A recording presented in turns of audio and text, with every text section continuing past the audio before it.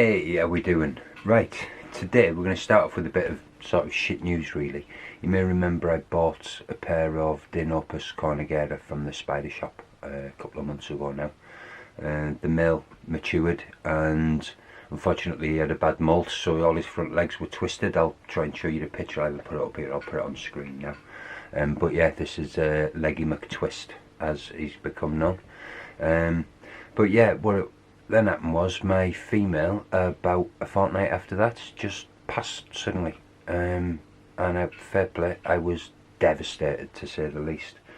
I mean, I just don't know what went on. In looking back, the only thing I can actually put it down to is these spiders came from a large shipment from Cameroon, I think it was, or from either way, they come from Africa to the spider shop.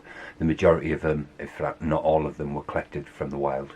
So I think I've just been unlucky and I've ended up with an older specimen, because she was feeding well, she was behaving as would be expected, up until basically she was just hanging there, and she'd been hanging in the same position for 2 days, and I sort of thought, right, I'm just going to check her out, and realised she was dead. So yeah, I was gutted, but what I did then is I did a bit of sort of hunting round, because I know by this point there was quite a few slings in the market. So what I actually did is I contacted Jenny from Jennifer's Tarantulas, because she did have some slings of the Deinopis aspectans, I think it was, for sale at the time. Just explained what had happened, and Jenny happened to have a female Deinopis cornigera that she bought from the spider shop herself that she was willing to let me take, which was absolutely amazing, if I'm honest. I couldn't, when she messaged me, I was sort of over the moon, quite emotional, because like I say, I was devastated when I found this one dead. I've owned these in the past, and it had been a year or so, or probably about 18 months since my old female had died, and I'd been on the hunt constantly, really wanting to look at breeding these. I had that female, she'd laid an egg sac, it turned out it was a duff one. The male matured, everything was just gone against me, so for Jenny to offer for me to have this female was absolutely awesome. Anyway, I did her a bioactive build. I've waffled on, so I'm just going to get straight to the point now. We've done her a bioactive build, and that's what this video is about. So I'm just going to show you me putting everything together now and getting her in it, and I'll see you all at the end. Cheers. Now, the enclosure I'm using today is one of the Tropical Factory UK enclosures. I've had this one for a while, but yeah, I do like these. They're quite similar to the spider shop ones, just got a little bit more of a plastic trim. It's a shame that they're not still sort of trading, if I'm honest, but I digress. So yeah, we're going to go with a bioactive build on this one, or eventually it will be. So we've got some clay balls, the little bit of membrane in between, and the substrate that we're adding. It's a mix of the terra earth from the spider shop and just some topsoil that I had as well. The terra earth, if I'm not mistaken, it was the fossorial one. I just wanted something that would hold the moisture for the plant.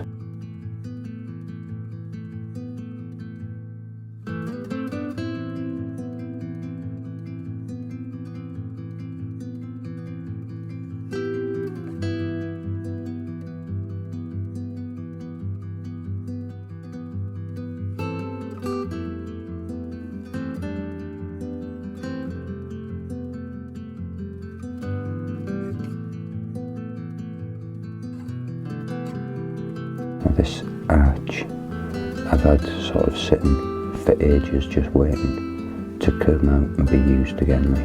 So yeah, I'm really glad to have the opportunity to put it to certain use again, and hopefully it'll look the part in here.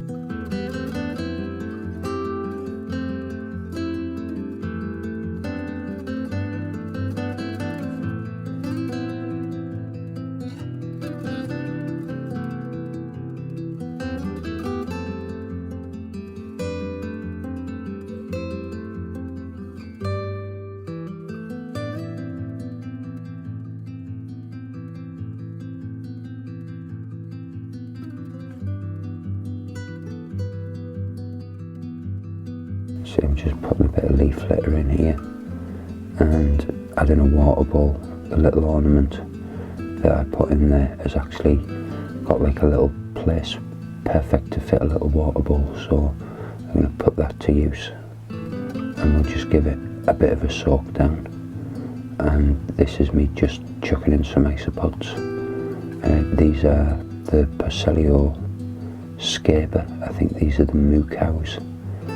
These are called, if I'm not mistaken, rather than the dairy cows. But I could be wrong on that. It's one or the other. Yeah, there we have a little close-up of them all. They'll get under that leaf litter and they'll get to work doing their thing, and hopefully they'll breed in the process.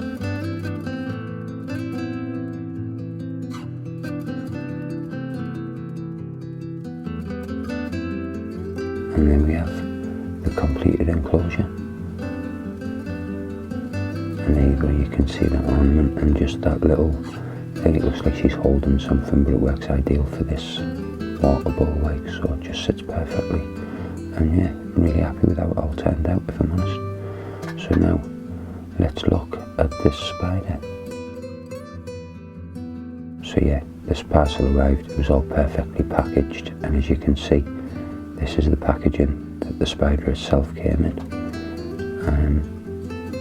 And if we lift this tissue, we get our first look at it. And there she is.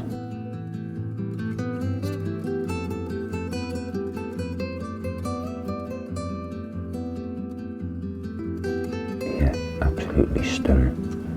Now these are notorious for playing lazy, and I say playing lazy because once they get going, they are quite active. It's quite deceptive.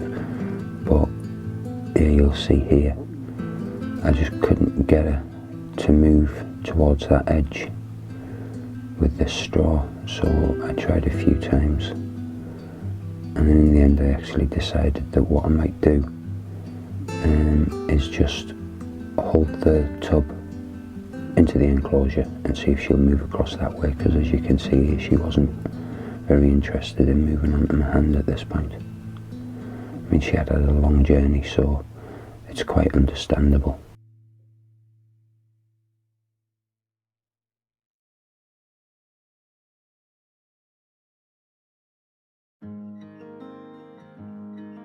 So now typically, as I was about to do that, you see she suddenly sort of sparked to life.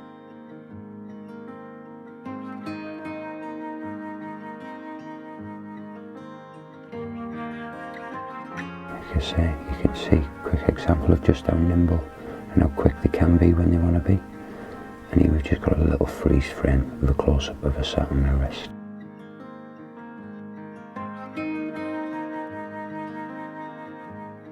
And here we get it from another angle, try and get a look at that face. So yeah, I do apologise that this is more arms than anything else, but at this point I was just trying to get her turned round facing the right way so that she'd head into the enclosure.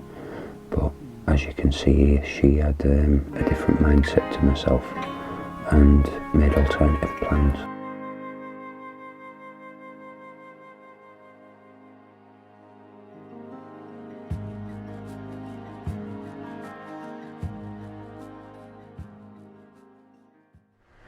Right, I'm going to jump in here because I did say that they were quite nimble, and what actually went on now was about 5 minutes of me chasing around my arm, so much to the point that I had to get my Mrs. Shell to come in and just keep an eye on her for me, because she did go out of sight a couple of points. She ended up on my shoulder at one point as well. So yeah, it was a couple of minutes of madness. All happened off camera though, it was all behind the camera, so yeah, but eventually we did get there, so we'll get back to this rehousing and I'll see you in a bit. Cheers. Right, so we've got her turned round now. She's facing the right way so that I can direct her into the enclosure rather than up my arm, and you'll see this as it comes into focus. I just managed to get her to cling onto that little branch on the left there, and she made her own way in. Now at this point there was still all web trim. I was almost wrapped in web. Everywhere that she'd went, she'd left a trail of web, and you see here on the right that just blown in the breeze sort of thing. So what I actually did, and you see it was still attached, I decided that because I wanted her to use that arch, that I would actually lean that over and connect it, and just tuck it onto that arch, so that if she did retrace her steps through the web, it'd lead her there. And as you can see from this photo, this was about an hour or so later, so obviously did the job, like. Yeah, so I thought it was quite a cool build, if I'm honest. That little arch thing is something that I made for my old Deinopis, and I sort of kept it with the plan of using it at a later date. So it turns out that time has come. We got a little bit of ivy. I have gone bioactive with this, so we'll just sort of see how things go. She has fed since she's gone in there, but yeah, again, massive thank you to Jen from Jennifer's Tarantulas for sorting me out with this Deinopis after the disaster that sort of befell me. Like I say, if it wasn't for her, I wouldn't have this one, and this video wouldn't be getting made, would it? So yeah, anyway, that's my Deinopis bioactive build. Moving forward, the next month we're going to sort of have a look. I think pretty much the next month, the whole of August, is going to be looking at some of the breeding projects that we've got going on, some of the good stuff, some of the bad stuff.